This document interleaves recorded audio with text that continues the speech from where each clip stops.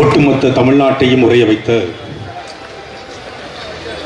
திருப்புவனம் மடப்புறத்தை சார்ந்த தம்பி அஜித்குமார் அவர்களுடைய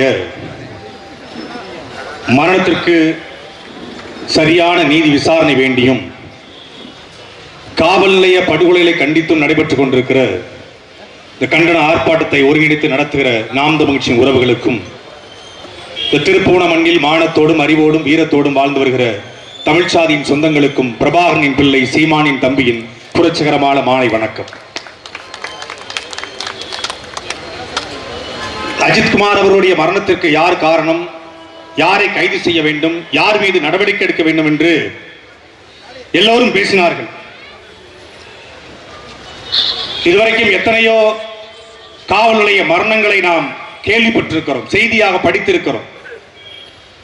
கூடி நிற்கிற நமக்கு அஜித்குமாருடைய மரணம் எப்படி நிகழ்ந்தது என்று தெரியாது.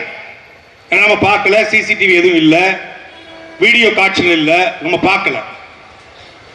தம்பி அஜித்குமார் எப்படி சித்திரவதை செய்யப்பட்டிருப்பார் என்பதை அவருடைய பிரேத பரிசோதனையுடைய முடிவுகள் வெளிவந்தது. அதை பார்த்த நீதிபதி ஒரு நாடு, ஒரு மாநிலம் தன் குடிமகனை கொன்றுவிட்டது என்று சொன்னார். இந்த வார்த்தை எந்த நீதிபதியும் சர்வசாதாரணமா பதிவு செய்ய மாட்டாங்க. ஆனா நீதிபதி எஸ்.எம். சுப்பிரமணியன் அவர்கள் அதை பதிவு செய்தார் ஓபன் கோர்ட்ல.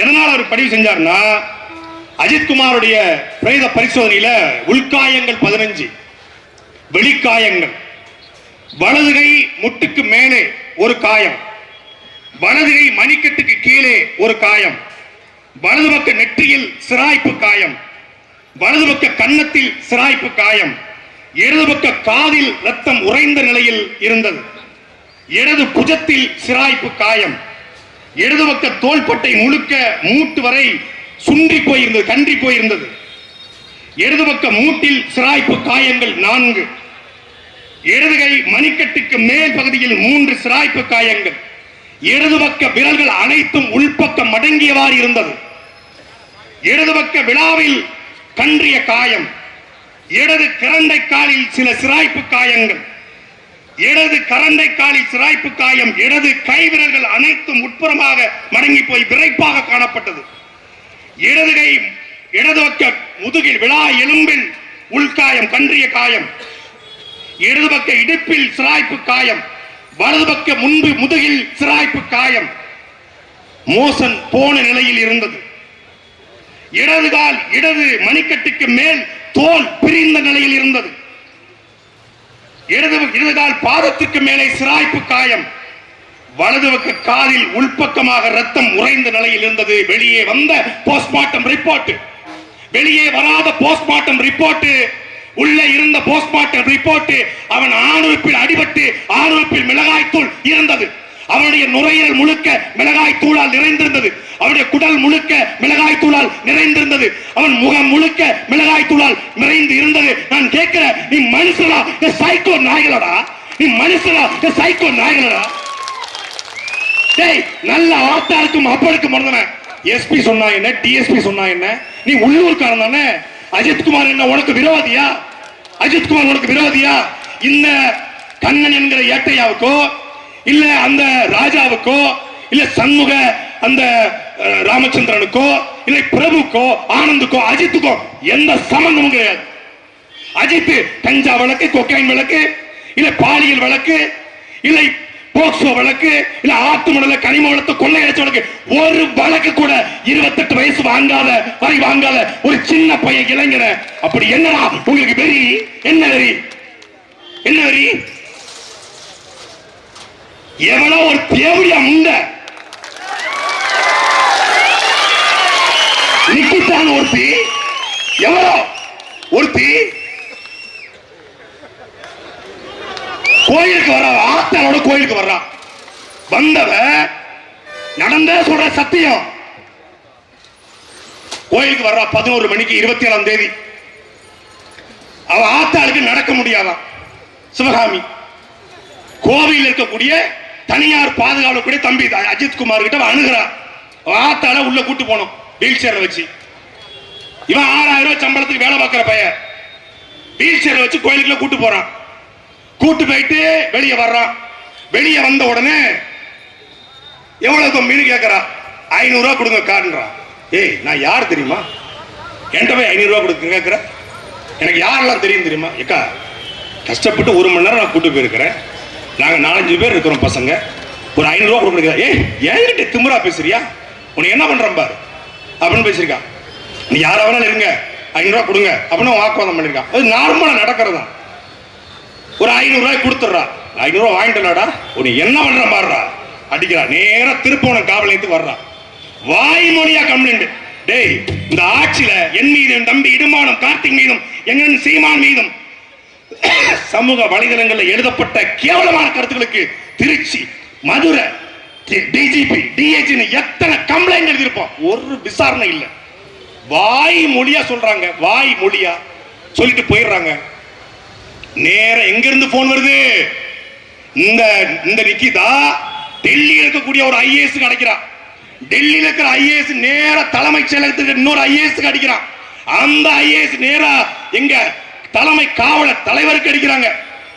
அந்த தலைமை காவல்துறை அதிகாரியிலிருந்து நேரா திருப்போணம் டிஎஸ்பிக்கு வருது. எஸ்பிக்கு வரல, டிஎஸ்பிக்கு டைரக்டா வருது போனு. இப்போ ஸ்டாலின் நேரா கூட்டு பெரிய கருப்புன்ட்டு சொல்லாம இந்த ஊர்ல இருக்கிற கிளை செயலாட்ட கூட்டு, எப்பா இந்த மாதிரி உங்க ஊருக்கு நான் வர்றேன், நேரம் ஒரு 1000 கொடியை கட்டாம தாலியை வச்சு கூட கொடியை கட்டுவான். கட்டுவான்ல, அதே மாதிரில எவன் வீட்டு தாலியை அறுத்தாது கட்டுவான். அதே மாதிரி இந்த டிஎஸ்பிய உயரதிகாரியே பேசிட்டாரு அடுப்படா. அவர் என்ன சொல்லிக்காரு? எப்பா, மடப்புறம் பத்திரகாளியம்மன் கோயில்ல அஜித்னு ஒரு பையன் வேலை பார்க்கறான்.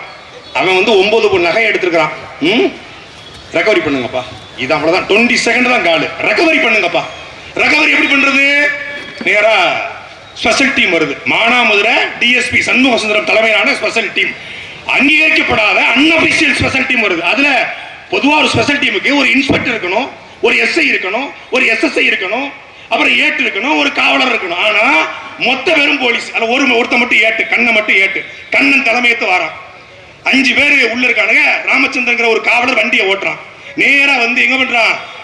மடப்புறம் மடப்புறம் கோவில் இருக்கக்கூடிய அந்த அறநிலைத்துறை HRNC அதிகாரி கிட்ட இந்த மாதிரி அஜித்குமார் ஒரு பையன் வேலை பார்க்கறானா, அவனுக்கு அவங்க கூட்டுவாங்க, ஸ்டேஷனுக்கு கூட்டுவாங்க.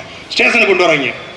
ஸ்டேஷன்ல வந்து நேரா இந்த தனிப்படைக்க ஒப்படைங்க. 27ஆம் தேதி மாலை 7 மணிக்கு ஒப்படைக்கப்படுறான். 27ஆம் தேதி மாலையிலிருந்து நேரா கால்நடை மருத்துவமனை பக்கத்துல வச்சு அங்க வச்சு அடிக்கிறானுங்க. அப்புறம் கம்மா பக்கத்துல வச்சு அடிக்கிறானுங்க.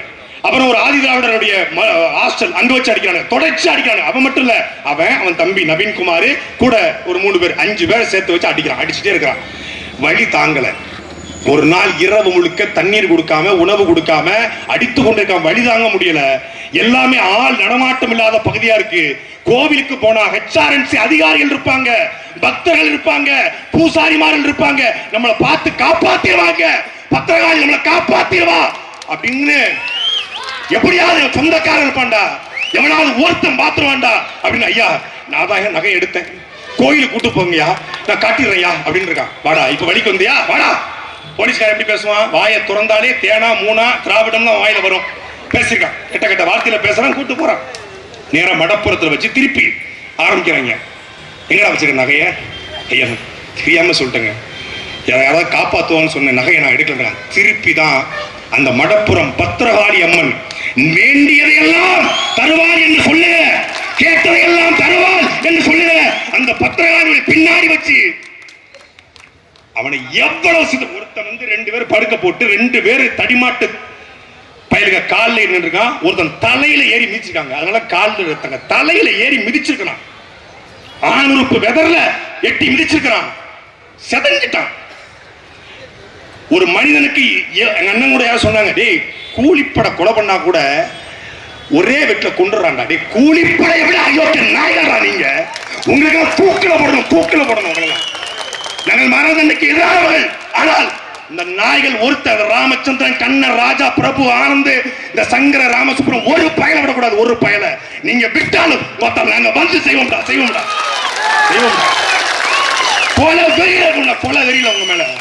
யாரா நீங்க, யாரா நீங்க? காக்கி சட்டையும் பேண்டும் போட்டு பெல்ட் போட்டா பெரிய புடிங்கியாடா, பெரிய புடிங்கியாடா. அப்பாவிகளை களவாண்டவன் எல்லாம் அடிக்கணும், திருநவன் அடிக்கணும், செந்தில் பாலாஜி தூக்கி போட்டு அடிக்கணும். செந்தில் பாலாஜி, அதனால செந்தில் பாலாஜி திருப்பணம் வரல போல இருக்கு. திருப்பணம் வந்து அவரையும் சட்டியோட உட்கார வச்சிருப்பாங்க.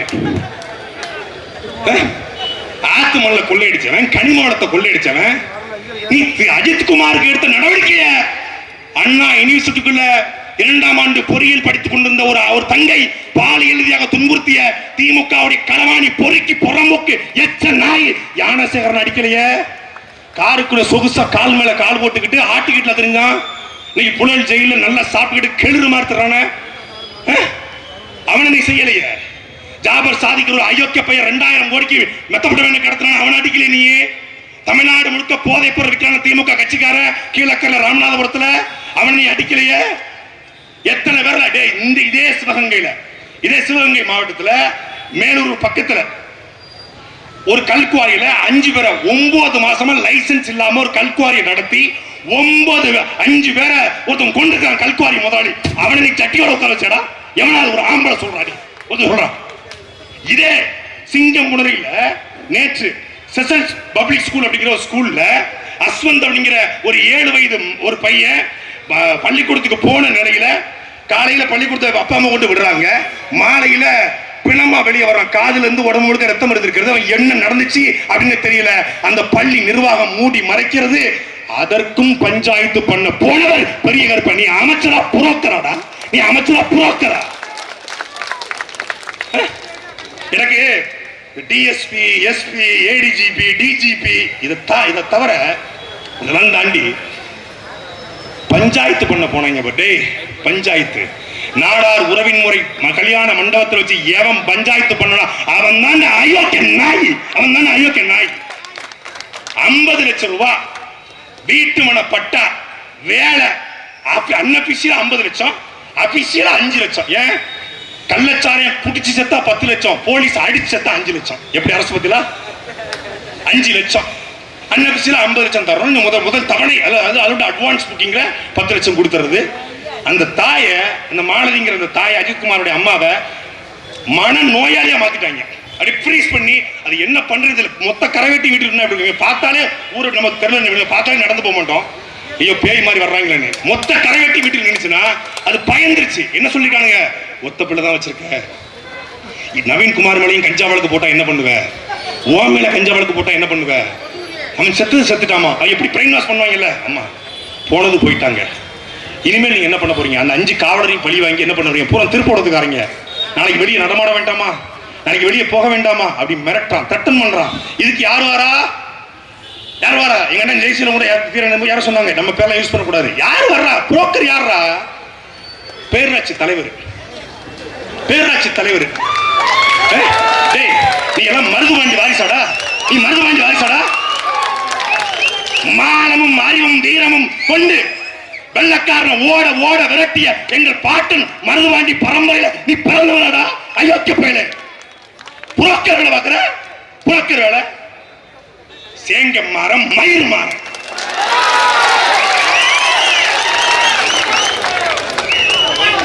பூரா திமுக கேக்குறேன், அண்ணன் தம்பி கேக்குறேன், என் சொந்தக்காரன் கேக்குறேன், திமுக ஒருத்தர் கூடவாங்க மனசாட்சி இல்ல?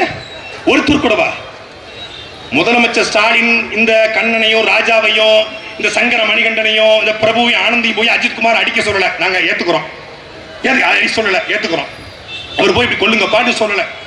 ஆனா தன்னுடைய கட்டுப்பாட்டு வரக்கூடிய ஒரு துறை, தன்னுடைய கட்டுப்பாட்டு வரக்கூடிய துறை, அதுல ஒருத்தன் இறந்து போயிருக்கிறான்.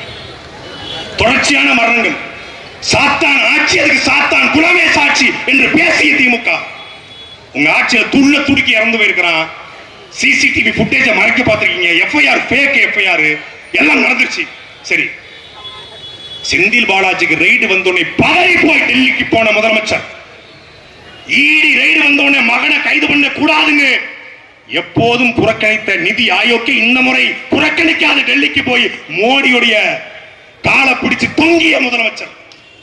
பீகாருக்கு 500 கோடியை தூக்கி கொடுத்து காம்ப்ரமைஸ் பேசி ஈடி ரைட நீர்த்து போக செய்த முதலமைச்சர். ஜெகத்ரட்சண வீட்டு ரைடா, ஏவாவேலு வீட்டு ரைடா, பொன்முடி வீட்டு ரைடா, KN நேரு வீட்டு ரைடா, உடனடியாக டெல்லிக்கு பறக்கிற திமுக கூட்டம். லாக்டவுன் காலகட்டம், ஊரடங்கு காலகட்டம், யாரும் சென்னையிலிருந்து திருநெல்வேலிக்கோ திருநெல்வேலியிலிருந்து சென்னைக்கோ போக முடியாது.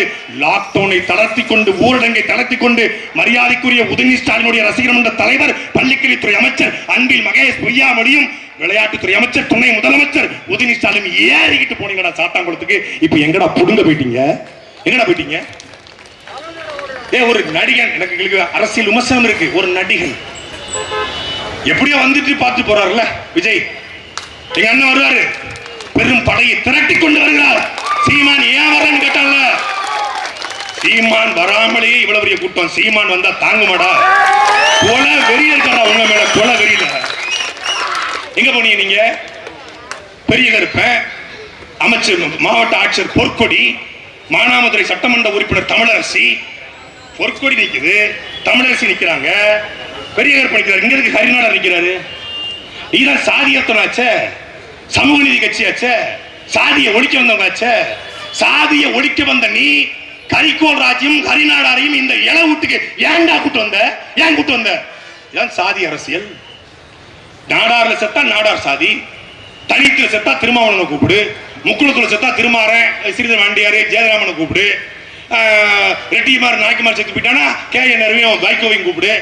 பிணத்தை வச்சு அரசியல் பண்ற புரோக்கர்களா? புரோக்கர்களா? சாதி அரசியல் பண்ற புரோக்கர்களா? கூட்டு காம்ப்ரமைஸ், காம்ப்ரமைஸ் அவங்க நிக்கிறாங்க. நாங்கள் செத்தவனை நாடார் என்றோ செத்தவனை தேவர் என்றோ கோளார் என்றோ செட்டி என்ற முதலின் மகள செத்தவன் தமிழன், இந்த இனத்தின் மகன் என்று நாங்கள் பார்க்கிறோம். அதனால எங்களுக்கு துடிக்குது, எங்களுக்கு வலிக்குது. இதுக்குள்ள கொன்னது என்ன சாதி? ஏட்ல எத்தனை சாதி இருக்கு? டிஎஸ்பி என்ன இருக்க? எஸ்பி யாரு? தேவமரா ஆப்டாட் மரவரா? எஸ்பி யாரு? என்னடா இது ஒரு கேடுகட்ட கேவலப்பட்ட அரசியல். இந்த சாதி சேர்ந்து இந்த சாதியை கொண்டுருச்சு, இந்த சாதி, இதெல்லாம் ஒரு அரசியல். அங்க காவல்துறைக்கு சாதியே கிடையாது. அவன் அடிமை சாதி, அவன் அடிமை சாதி. அவன் யாரா இருந்தாலும் வெட்டுவான். மதுரையில 2003ஆம் ஆண்டு இவர் இருந்தா நான் அரசியல் பண்ண முடியாதுப்பா. எப்போ நைட்டு 12 மணிக்கு போதையை போட்டு ஒருத்தர் சொல்றாரு, கீழே கூடிய தன் ஆட்கள்கிட்ட போதையை போட்டு ஒருத்தர் சொல்றாரு, இவர் இருக்க தண்டி நம்ம மதுரைக்குள்ள அரசியல் பண்ண முடியாதுப்பா. நேரா போறாங்க. காலையில 4:30 மணிக்கு வாக்கிங் வரும்போது திமுக இருந்த மானத்தமிழ எங்க ஐயா கிருஷ்ணனை வெட்டி கொள்றாங்க. உத்தரவு போட்டது யாரு? யாரோ ஒருத்தன். வெட்டது யாரு? எவனோ ஒருத்தன். வெட்டின பூரா ஜெயிலுக்கு போனான். அப்புறம் சாட்சியில திரும்பி வந்துட்டான். எப்படி அவன் உத்தரவு போட்டு இவன் இருக்கிறவரை நான் அரசியல் பண்ண முடியாதுன்னு சொல்லி கிருஷ்ணனை வெட்டி கொன்னாங்களோ, அப்படித்தான் இந்த அஜித் குமார் என்னை அவமானப்படுத்திட்டான், ஏதாவது பண்ணுன்னு ஒரு சொன்னதுக்காக ஒட்டுமொத்த போலீஸ் வேலை பார்த்திருக்கு. சாத்தான்குளத்துல ஸ்ரீதர் என்கிற ஒரு இன்ஸ்பெக்டருங்க, ரகு கணேசன் கொம்பன் என்கிற ஒரு எஸ்ஐங்க, இந்த 2 பேருடைய தனிப்பட்ட ஈகோ. ஜெயராஜோடைய பெண்ணிக்ஸோடைய அப்பா ஜெயராஜ் கடை பக்கத்துல பேசிக்கிட்டு இருக்காரு. அப்போ போலீஸ் இன்ஸ்பெக்டர் இன்னொருத்தர் கூப்பிடுறாங்க, வாயான்னு கூப்பிடுறாரு. இவங்க கூப்பிட்டா நீ போகணுமா? போலீஸ்னா பெரிய ஆளா அப்படின்னு ஜெயராஜ் பெண்ணிக்ஸோட அப்பா ஜெயராஜ் ஒரு வார்த்தையை விட்டுறாரு. போலீஸ்னா பெரிய புடிங்கன்னு கேட்டுறாரு. உண்மையை கேட்டுறாப்ல. உடனே அங்க இருந்த ஒரு உளவுத்துறை அதிகாரி இந்த மாதிரி ஜெயராஜ் உன்னை கேவலமா பேசிட்டாங்க உங்களை ஸ்ரீதர் சொல்றான். அவன் சைக்கோ, ஸ்ரீதர் ஒரு சைக்கோ. நேரா வந்தவன் ஜெயராஜ் தூக்கி கார்ல உட்காரைக்கிறாப்ல. ஜெயராஜ் பார்த்த உடனே பெண்ணிக்ஸ் ஓடுறாப்ல. பெண்ணிக்ஸ் வந்து ஏதோ ஸ்டேஷன்ல பேசிக்கிறாங்க. பெண்ணிக்ஸோட கூட படித்து கல்லூரி வரை பயின்றவர், என்னுடைய சித்தி பொண்ணை கட்டி கொடுத்த என் மச்சான், பக்கத்துல இருந்து பார்த்து சொன்ன உண்மை. கூட்டு போறாங்க. நேரா காவலத்துல போய் அட்வொகேட் எவனையும் உள்ள கொண்டு போறாங்க. ஸ்ரீதர் வந்து நல்ல ஃபுல் போதையில இருக்காப்ல. வச்சு இரவு முழுக்க அடிக்கிறாங்க. அடிச்சு பின்னாடி மலக்குழாய் வழியாக கம்ப ரத்திய செலுத்தி தட்டான், அடிக்கிறான். ரத்தம் கொட்டுது அப்பனுக்கும் மகனுக்கும். காலையில கொண்டு போய் காவல் நிலைய அரசு மருத்துவமனையில் கொண்டு போய் எந்த செக்கப்பும் பண்ணாம சர்டிபிகேட்டை வாங்கி நேரா கொண்டு போய் கோயில்பட்டி கிளை சிறையில போட்டுறான். அங்கேயாவது அடிச்சு 2 பேரையும் அரசு மருத்துவமனைக்கு கொண்டு போய் அதுக்கப்புறம் லாக்கப்ல போட்டு லாக்கப்புக்குள்ள வச்சு, அதாவது சிறையில வச்சு 2 பேருக்கும் மாரடைப்பு வந்து அதுக்கப்புறம் இறந்து போறாங்க. சிறையில வந்து மாரடைப்புனா அந்த உடல்நல குறைபாடு ஏற்பட்டு மாரடைப்பு. ஆனா இங்க ஜெயராஜ் பெண்ணிக்ஸ் இருந்த குறைந்தபட்ச கருணை ஊடகம் இல்ல. அங்க ஒரு ஸ்டேஷன் இன்ஸ்பெக்டருடைய ஈகோ, இங்க ஒரு சிஸ்டம். தலைமைச் செயலகம், காவல்துறை தலைவர், எஸ்பி, டிஎஸ்பி, தனிப்படை என்று ஒரு சிஸ்டம். அதெல்லாம் தாண்டி நான் மிக மோசமாக இந்த காவலர்களை விட, இந்த காவல்துறையை விட இங்கே கொடுமையாக நடந்து கொண்டு மிளகா பொடியை வாங்கி கொடுத்துறேன்.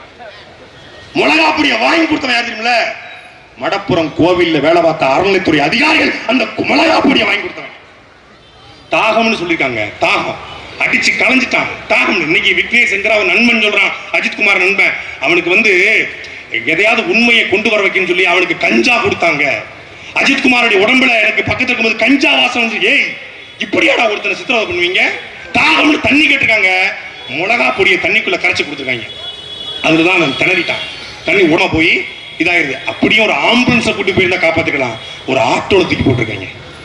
ஆட்டோல தூக்கி போட்டு இதே திருப்போணத்துல ஒரு தனியார் மருத்துவமனை கொண்டு வராங்க. அந்த தனியார் மருத்துவமனை பயந்து போய் சிகிச்சை அளிக்க மறுத்திருக்காங்க.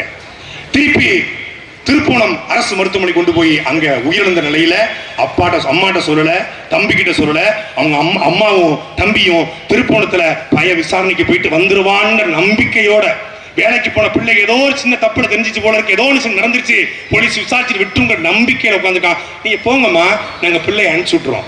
நீங்க போங்கம்மா, நாங்க பிள்ளைய அனுப்பிச்சு விட்டுறோம். நீ போப்பா, நான் பையன் தம்பி அண்ணன் அனுப்பிச்சு. இப்படியே சொல்லி சொல்லி காலம் கடத்தி 24 மணி நேரம் கொடும் சித்திரவைக்கு ஆளாக்கப்பட்டு அவன் எப்ப செத்தான், எங்க வச்சு செத்தான், எங்க கொண்டு போய் போட்டானுங்க எதுவும் தெரியல. இரவு 11 மணிக்கு மேலதான் உங்க பிள்ளை செத்து போயிட்டாங்க செய்தி அந்த தாய்க்கு வந்திருக்குன்னா இதை விட இந்த தமிழ்நாட்டில் ஒரு கொடுமை நடக்க முடியுமா?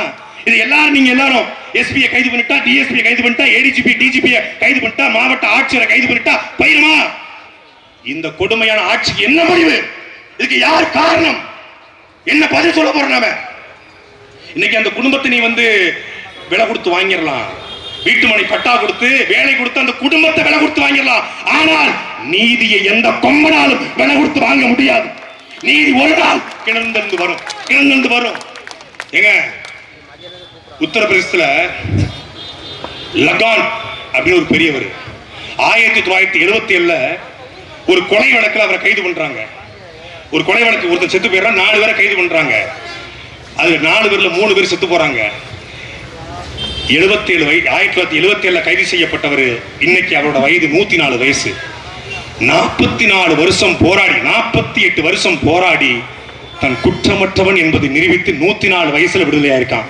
சஸ்பெக்ட் என்று கைது செய்யப்பட்ட ஒருத்தன் கொலையே செய்யலன்னு சொல்லி 44 வருஷம் கழிச்சு இந்தியாவுடைய சட்டம் அவனை விடுதலை செய்திருக்கிறது. அப்படித்தான் இந்த சிறைக்குள்ளே பல அஜித்குமார்கள் பிணமாக வாழ்ந்து கொண்டிருக்கிறான். அப்படித்தான் எங்க அண்ணன் பேரறிவாளனும் ராபர்ட் பயாசும் ஜெயக்குமாரும் சாந்தனும் முருகனும் தப்பே செய்யாம வாழ்ந்துகிட்டு இருந்தான். அன்னைக்கு அது பெரிய வழக்கு நம்மள அடிச்சு கொண்டாங்க. இங்க அஜித்குமார நாங்க இருந்தனால இன்னைக்கு காப்பாத்தி கொண்டு வந்துட்டோம்.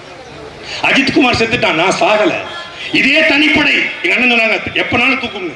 இதே தனிப்படை 3 முறை 4 முறை என்னை கைது செய்திருக்கிறது.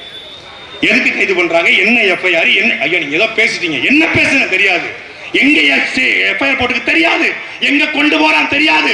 வீட்டுக்கு மனைவிக்கு வழக்கறிஞருக்கு ஒரு கட்சியில பிரபலமான ஒரு யூடியூப் நடத்தக்கூடிய ஒரு மாநில கொள்கை பிறப்பு செயலாளர் எனக்கே அவன் எதுக்கு கைது பண்றான்னு தெரியாதுனா அஜித்குமார் நிலைமை, சாமானிய நிலைமை, ஒரு ஆட்டோ ஓட்டுநர் நிலைமை, ஒரு வண்டி ஓட்டுநர் நிலைமை, ஒரு மெடிக்கல் வச்சுக்க நிலைமை, என்ன நிலைமை?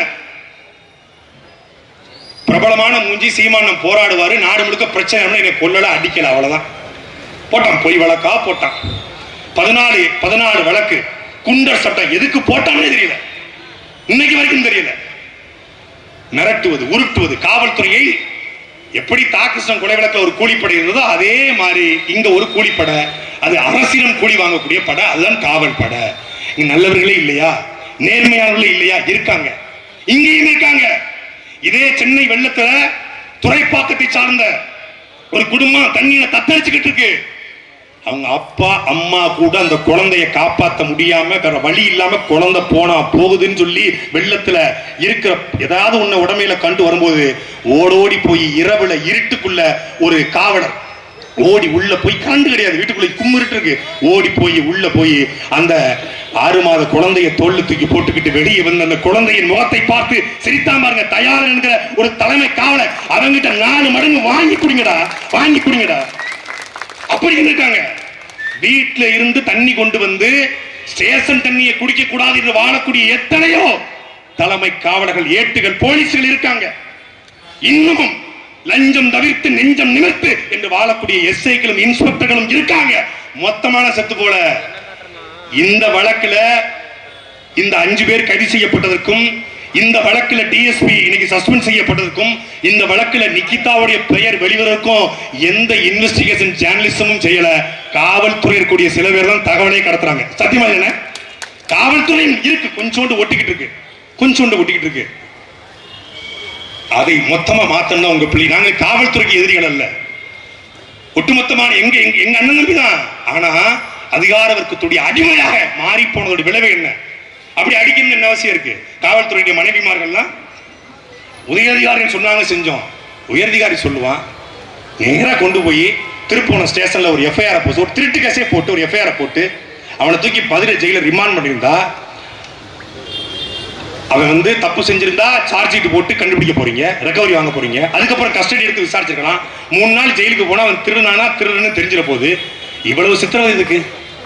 உங்க பொண்டாட்டி நகையா, உங்க சித்தி நகையா, உங்க பெரியாத்த நகையா? என்ன நகையே இல்ல, நகையே இல்லாம நகை இருப்பதாக சொல்லி ஒரு பொய் விளக்க போட்டு, ஒரு பொய் விளக்கல ஒருத்தனை கண்ணுக்கு முன்னாடி சர்வதேச உலகம் பார்த்து கொண்டிருக்கிறது, உள்ளங்கையில உலகம் வளர்ந்திருக்கிறது, எல்லா தொழில்நுட்பம் வளர்ந்திருந்த இந்த காலகட்டத்தில் பண்றாங்கன்னா இதுக்கு முன்னாடி என்னென்ன பண்ணிருப்பாங்க? ஏங்க மடப்புறம் அந்த பையன் இறந்துறான்ல, இறந்த பிறகு பிரச்சனை ஆயிடுது, எல்லாம் முடிஞ்சிருது. மடப்புறம் அந்த கோவிலுக்கு இன்ஸ்பெக்டர் வராரு, இன்ஸ்பெக்டர் ராமச்சந்திரன் வராரு, சப் இன்ஸ்பெக்டர் ராமச்சந்திரன் வராரு. கோவிலுடைய என்ட்ரன்ஸ் சிசிடிவி, கோவிலுடைய சுற்றுச்சூழல் சிசிடிவி, மொத்தமா அந்த ஊர்ல என்னென்ன சிசிடிவி எல்லாத்தையும் எடுத்து கொண்டு போயிறாரு. சீப்பை ஒளிச்சு வச்சா கல்யாணத்தை நிப்பாட்டலங்கிற மாதிரி சிசிடிவி டெக்னாலஜி என்னன்னே தெரியாம சிசிடிவி ஹார்ட் டிஸ்க் எடுத்தா சிசிடிவியை மறைச்சலாம்னு நினைச்சிருக்காங்க. சிசிடிவி டெக்னாலஜி படி ஒரு போன்லயோ ஒரு மெயில் ஐடியிலயோ அந்த சிசிடிவி அக்சஸ் செய்யப்பட்டிருக்கும். அந்த மெயில் ஐடி அந்த போன் நம்பர் இருந்தா அளிக்கப்பட்ட ஆதாரம் எவ்வளவு பெரிய ஆதாரமா இருந்தாலும் எடுக்கலாம். சிபிஐ எடுக்க போகுது. மதுரை மாவட்ட நீதிபதி ஜான் சுரேஷ்லால் எடுக்க போறாரு. ஒட்டுமொத்தமான இந்த அமைப்புகளும் யார் யாரெல்லாம் சேர்ந்து இந்த பொய்யை, ஒரு பொய்யை மறைக்க இவ்வளவு பொய்களை சொன்னார்களோ அத்தனை பேரும் கூண்டுல ஏற போறோம். ஏத்தாம உங்கள் பிள்ளைகள் நாங்கள் ஓய போறதில்லை.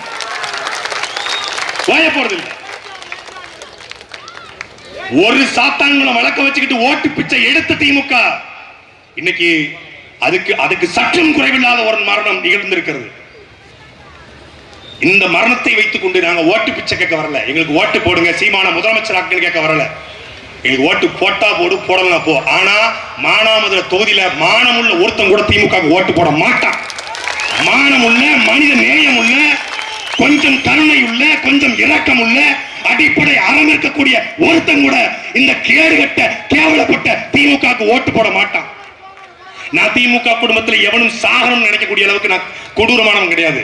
எல்லாரும் 150 வயசு வாழணும், 150 வயசு வாழணும். வாழ்ந்து ஒரு ஆட்சி எப்படி நடத்தணும், காவல்துறை எப்படி இருக்கணும், உளவுத்துறை எப்படி இருக்கணும், ஒரு நாட்டினுடைய குடிமக்கள் எப்படி நல்லா வாழ்வாங்க என்பதை சீமான் ஆட்சியை பார்த்து வெந்து நொந்து நொந்து நொந்து நீ சாகணும்டா. அதான சாபம்.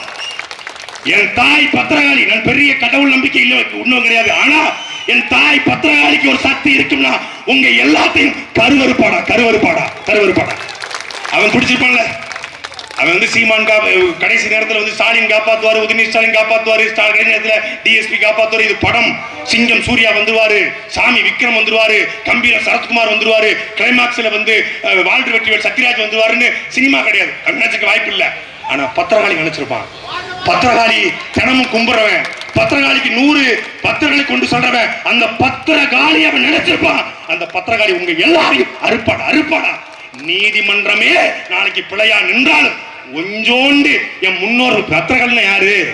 இந்த மண்ணில ரத்தமும் சதையுமாக உயிர் நீத்த எங்களுடைய பாட்டி, அவருடைய அறமும் வீரமும் அறுக்கும்டா. அத்தனை பேரையும் அறுக்கும். சாத்தான்குளத்துல கைது செய்யப்பட்ட பாலகிருஷ்ணனும், ரகு கணேசும், அந்த கொம்பன் ஜெகனும், அந்த ஸ்ரீதரும், வெடிமுத்துவும், முருகனும் என்ன ஆயிருக்கான்? 5 வருஷமாச்சு. கொரோனால பால்ராஜ் ஏட்டி செத்து போனான். 5 வருஷம் ஆச்சு. ஜாமீன் கூட இல்ல. மதுரை ஜெயில கக்கூஸ் கழுவிட்டு இருக்கான். போறான். என்னன்னா எனக்கு இருக்க பெரிய சந்தேகம் என்னன்னா, ஏற்கனவே சாத்தான்குளத்துடைய அந்த தடிமாட்டு நாய்களையும் அங்கதான் போட்டிருக்கு. இந்த திருப்பூணத்தை சார்ந்த இவங்களையும் அங்கதான் போட்டிருக்கு. இவங்களால அவங்க உயிருக்கோ ஆபத்து வர வாய்ப்பு இருக்கு. இன்னொன்னு, இந்த திருப்பூணத்துடைய இந்த கண்ணை, இந்த ராமச்சந்திர சண்முகனா ராமச்சந்திர அப்புறம் வந்து இந்த ராஜா ஆனந்த் பிரபு இவர்களால ஏற்கனவே கைது செய்யப்பட்டவங்க, இவர்களால பொய் வழக்கு போடப்பட்டவங்க இதே மதுரை ஜெயில இருக்காங்க. அதனால அவர்களால இவர்கள் உயிருக்கு ஆபத்து இருக்கிறது என்பதனால இந்த 5 பேரையும் கருணையின் அடிப்படையில் கடலூர் சேலம் சிறைக்கு மாத்துமாறு மரியாதைக்குரிய நீதிபதிகளுக்கும் மரியாதைக்குரிய தமிழ்நாடு காவல்துறை தலைவருக்கு கோரிக்கை வைக்கிறேன். இல்லைன்னா சத்தியமாக இவர்கள் உயிருக்கு ஆபத்து. ஏன்னா இவன் உயிரோடு இருந்தா மட்டும்தான் தண்டனை கொடுக்க முடியும். தண்டனை கொடுக்க முடியும் செத்துறக்கூடாது என்பதற்காக அந்த மனசாட்சி அடிப்படையில அந்த கருணையின் அடிப்படையில இந்த ராஜா, இந்த கண்ணன், இந்த பிரபு, ஆனந்த், சண்முக மணிகண்டனை உடனடியாக கடலூர் வேலு சிலைக்கு தனித்தனியா மாத்தணும். 5 வரையும் ஒன்னா வைக்க கூடாது. தனித்தனியாக பிரித்தால் மட்டும்தான் இந்த நாட்டிலே நீதியை காப்பாற்ற முடியும். இல்லைன்னா அயோக்கிய பேருக்கு தினமும் வீட்டுல சாப்பாடு வாங்கி மதுரை ஜெயில நல்லா இருப்பானுங்க, கஷ்டமே பட மாட்டானுங்க. தீரன் திருமுருகன் அந்த வேலையை பார்ப்பாருன்னு நம்புறேன். ஒரு பெட்டிஷனை போடுங்க. ஒரு கொடும் ஆட்சியிட மாட்டிக்கிட்டோம். தமிழ்நாடு முதலமைச்சர், இறுதியாக தமிழ்நாடு முதலமைச்சர் மரியாதைக்குரிய ஐயா முத்துவேல் கருணாநிதி ஸ்டாலின் அவர்கள், அவர் மீது எங்களுக்கு பெரிய மரியாதை உண்டு. நாங்கள் மனப்பொருளுக்கு ஆட்பட்டவர்களை, மன நோயாளிகளை நாங்கள் பெரிதாக மதிக்கக்கூடியவங்க. ஏன்னா ஒரு நல்லாட்சி கொடுத்துருக்கோம் நம்பிக்கிட்டு இருக்காருல்ல, அருமையான ஆட்சி கொடுத்து நம்பிட்டு இருக்காப்ல. நேரா போன் பண்றாருங்க, சாரிம்மா ஏதோ நடந்துருச்சு, நீங்க எதுவா இருந்தாலும் அமைச்சர்கிட்ட சொல்லுங்க, உங்களுக்கு என்ன தேவைன்னு சொல்லுங்க. அவன் தம்பி நவீன் குமார் பேசுறாரு, அப்பா கஷ்டப்பட்டு வளர்த்த பையங்கய்யா, கஷ்டப்பட்டு வளர்த்த பையன், சரி புரியுது வேதனைப்படாதீங்க அப்படிங்கிறாரு. இந்த அலைபேசியை அவர் எங்கிருந்து பேசினாருன்னு நமக்கு தெரியாது, வீடியோ ஆதாரம் இல்லை. பக்கத்தில் முருகானந்தம், இந்த பக்கம் உதயச்சந்திரன், அதிகாரிகளும் போய் சொல்ல ஒரு ஸ்கிரிப்ட் எழுதி கொடுத்துட்றாங்க. ஐயா நீங்க முதல்ல கால் பண்றீங்க, எங்க பண்றேன், இந்த மாதிரி திருப்போணத்தில் மடப்புறத்தில் ஒரு பையன் இறந்துருக்கிறான். சரி இறந்துட்டானா, சரி என்ன செய்யணும், சாரி அம்மா, சாரி அம்மா சொல்லுங்கய்யா, சாரி அம்மா. அடுத்தல நடந்துருச்சு சொல்லுங்க, நடந்துருச்சு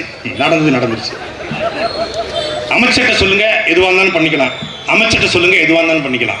அடுத்தல அது அந்த பையன்கிட்ட கொடுப்பாங்கய்யா, அந்த பையன்கிட்ட கவலைப்படாதீங்க, கஷ்டப்படாதீங்க, அவ்வளவுதான்யா. இப்போ இந்த அழைப்பு வருது, இந்த அழைப்புக்கு இடையில அம்மா, அந்த அம்மா மாலதி அம்மா, ஐயா நல்லா இருக்கீங்களா அப்படின்னு கேட்கறேன்னு வச்சுக்கோங்க. அம்மா நடந்துருச்சுமா, ஐயா நல்லா இருக்கீங்களா, ஐயா நீங்க எப்படியா இருக்கீங்க, அமைச்சர்கிட்ட சொல்லுங்கம்மா, அது எதுவா இருந்தாலும் செய்வாரு, என்ன கேட்டாலும் இதான் ரிப்ளை வரும்.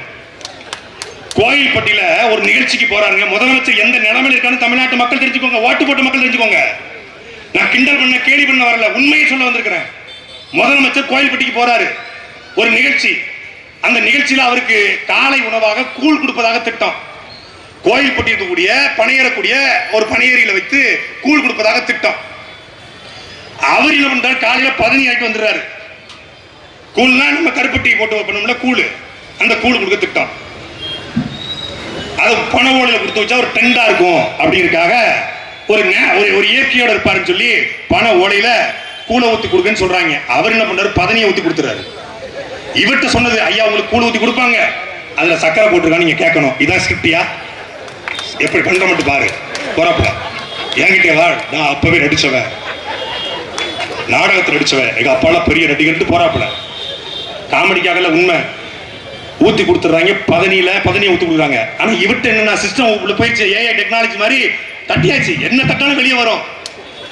ஐயா கொடுத்த உடனே இதட்ட பார்த்துட்டு இதட்ட குடிக்கிறாரு, குடிச்சிட்டு சக்கரை போட்டிருக்கா, 10 சக்கரை போட்டிருக்கான்னு எந்த மடப்பயலாவது கேட்பானா? ஒருத்தர் கேட்டாரு, நம்ம கிண்டல் பண்ணோம், 10 எப்படியா சக்கரை, அவர் ஸ்கிரிப்ட், அது ஸ்கிரிப்ட் கூழுக்கு பார்த்தோம்னா 10 மாறிச்சு, 10 மாத்திரம் அவன் தப்பா, எங்க ஐயாவோட தப்பா, ஐயா சரியா தான் பேசியிருக்காரு. அதே மாதிரிதான் எல்லா இடத்துக்கும் அவருடைய செயல்பாடு அப்புறம் கவனிங்க, அவர் எப்படி இருக்கான்னு தெரிஞ்சுக்கலாம். அதை வச்சுக்கிட்டு தான் அதிகாரிகள் ஆட்டம் போடுறான். இது ஆட்சி, முதலமைச்சர் ஆளுற ஆட்சி அல்ல, அதிகாரிகளின் ஆட்சி. தடியெடுத்தவனெல்லாம் தண்டல்காரன் என்பது போல அதிகாரிகள் கோட்டம். அதனாலதான் எதுவுமே தெரியல. சைலேந்திர பாபுவையும் இறையன்பையும் கொண்டு வந்து நல்லாட்சி கொடுத்துடலாம்னு நம்புறாங்க. ரெண்டு பேரும் அந்த துறையில ஓரளவுக்கு நல்லவங்க. இறையன்பு ரொம்ப நல்லவர், சைலேந்திர பாபு ஓரளவுக்கு நல்லவர். ஏழைகிட்ட காசு வாங்க மாட்டாரு, ஓரளவுக்கு டிரான்ஸ்பர் இதெல்லாம் காசு வாங்க மாட்டாரு, நல்லவர் மனுஷன். இறையன்பின் சைலேந்திர பாபு வச்சு ஒரு 6 மாசம் ஓட்டினாங்க, 2 பேரும் ரிட்டர்ன் ஆனாங்க, சோழி முடிஞ்சு. அந்த 6 மாசம் பாருங்க திமுக ஆட்சி. நான் கூட வச்சேன் நல்லது பண்ணிடுவாங்களோ, நாம தான் ரொம்ப உணர்ச்சிப்பட்டு திமுக திட்டமோ நினைச்சேன். அப்புறம் தான் தெரிஞ்சது இந்த அதிகாரம் வச்சு ஓட்டிருக்காங்க. அப்படியே பாவலா காட்டி இன்னைக்கு கேவலப்பட்டு ஒரு சாவல பட்டாவும் சாவல பணமும் சாவல வேலை வாய்ப்பும் கொடுத்துடுறோம், முதலமைச்சர் சாரி கேட்டாரு அப்படின்னு ஒரு கூட்டம். இன்னொரு பக்கம் உத்தரப்பிரதேசத்துல எத்தனை மர்டர் தெரியுமா, குஜராத்ல எவ்வளவு மர்டர் தெரியுமா, ஆந்திராவில் எவ்வளவு லாக்அப் தெரியுமான்னு இன்னொரு கூட்டம். டேய், நாங்க உத்தரப்பிரதேசத்துக்கோ குஜராத்துக்கோ ஆந்திராவுக்கு ஓட்டு போடா, தமிழ்நாடு முதலமைச்சர் ஸ்டாலின் தான் ஓட்டு போட்டோம். ஸ்டாலின் தான் வராரு, விடியல் தர போறாரு, அதுதான் மக்களோட முடிவுன்னு சொன்னீங்களே. அஜித் குமாருடைய முடிவுதான் இந்த முடிவா? இதான் உங்க முடிவா? நன்றிக்குரிய மக்களே, திருப்புவனத்தில் வாழ்கிற மான தமிழர்களே, சிந்தியுங்கள். உங்க வீட்டுல ஒரு பிள்ளைக்கு இப்படி நிகழ்ந்தால் நீங்க எப்படி ரியாக்ட் பண்ணுவீங்க, என்ன யோசிப்பீங்க, அதை யோசிங்க. நீங்க எங்கள் பக்கம் நிக்க வேண்டாம், அறத்தின் பக்கம் நில்லுங்கள், நியாயத்தின் பக்கம் நில்லுங்கள், நேர்மையின் பக்கம் நில்லுங்கள், நீதியின் பக்கம் நில்லுங்கள். நான் பேசியது என்பது என் கோபம் அல்ல. அஜித் குமார் உயிரோடு இருந்திருந்தா இந்த ஆதங்கத்தை தான் உங்ககிட்ட போட்டிருப்பான். அவனுக்கு இருக்கிற கோபம் தான் என் கோபம். திருப்பூணத்துல பேச முடியாது, எனக்கு பேச வாய்ப்பு கிடைச்சு நான் பேசுறேன். உங்க யாருக்கும் கோபம் இல்ல? இல்ல, உங்க யாருக்கும் கோபம் இல்ல சொல்லுங்க. ஒவ்வொருத்தனையும் மைக்க கொடுத்தா பேசுவான், ஒவ்வொருத்தனையும் பேசுவான். நாங்கள் கண்துடைப்புக்காக ஆர்ப்பாட்டம் பண்ணி கண்துடைப்புக்காக ஓட்ட பறிக்க வந்த கூட்டம் கிடையாது. எப்போதும் நீதியின் பக்கம் நிற்போம். தாழ கிடப்பாரை தற்காப்பதை தர்மம் என்ற அடிப்படையிலே கீழே கிடப்பவனை காப்பாற்றுவதே எங்கள் அறம். தம்பி அஜித் குமாருடைய இந்த மரணத்திற்கு நீதி விசாரணை வைத்து இவர்கள் ஒட்டுமொத்தமான இந்த அமைப்புகளையும் கைது செய்யும் வரை உங்கள் பிள்ளைகள் நாங்கள் ஓய மாட்டோம். நன்றி, வணக்கம். தம்பி அஜித் குமாரை இழந்து வாடுகிற அந்த குடும்பத்திற்கு என் அண்ணன் சீமானின் சார்பாக என்னுடைய கண்ணீர் வணக்கம்.